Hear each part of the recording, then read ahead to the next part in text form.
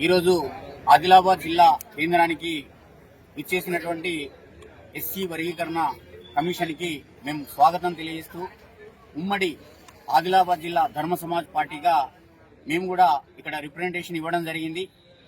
కానీ ఇక్కడ చూస్తూ ఉంటే పేదలకు నీతి పెద్దలకు రీతి అన్నట్లుగా ఈ గవర్నమెంట్ కానీ ఇక్కడ ఉన్నటువంటి పాలనా వ్యవస్థ అధికార వ్యవస్థ అట్లా అనిపించింది.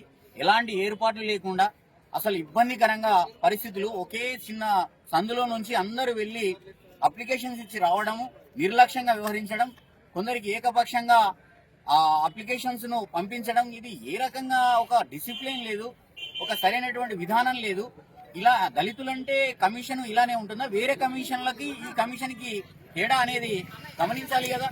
ప్రతి కమిషన్ యొక్క ఫిట్నెస్, దాని యొక్క ఫాలోయింగ్, బారికేడ్లు, అప్లికేషన్ ఇచ్చే విధానము, దానికి రిసిప్ట్ ఇవ్వడం లేదు, ఇచ్చిన అప్లికేషన్ కు దాని వాల్యూ ఏంది, ఇదంతా ఎలా ఏమి రూపకల్పన, ఎలా ఈ గైడ్ లైన్స్ ఏంది? ఇదే నా పద్ధతి అంటే దళితులకు వచ్చేటువంటి కమిషన్ కు ఇష్టారాజ్యంగా ఏదో నామమాత్రంగా నిర్లక్ష్యంగానే తీసుకోవడం, ఏదో నామకే వాస్తే అన్నట్టుగా మాకైతే అనిపించింది. ఇది పద్ధతి కాదు. మేము కమిషన్ గారికి చెప్తున్నాము, అట్లా ఈ గవర్నమెంట్ చెప్తున్నాం. ఎస్సీ వర్గీకరణకు సంబంధించినటువంటి చట్టబద్ధత విషయంలో 100% ధర్మ సమాజ్ పార్టీ ఏకీభవిస్తుంది, దాన్ని అమలు చేయాల్సిందే. కానీ ఇట్లాంటి ఎస్సీ వర్గీకరణ విషయంలో కానీ, దళితులకు సంబంధించినటువంటి కమిషన్ కానీ, బీసీలకు సంబంధించినటువంటి కమిషన్లలో సరైన చర్యలు తీసుకొని పకడ్బందీగా ఇకనైనా ఏర్పాట్లు చేయాలని మేము కోరుతా ఉన్నాం. అందరికీ నమస్తే. జై భారత రాజ్యం.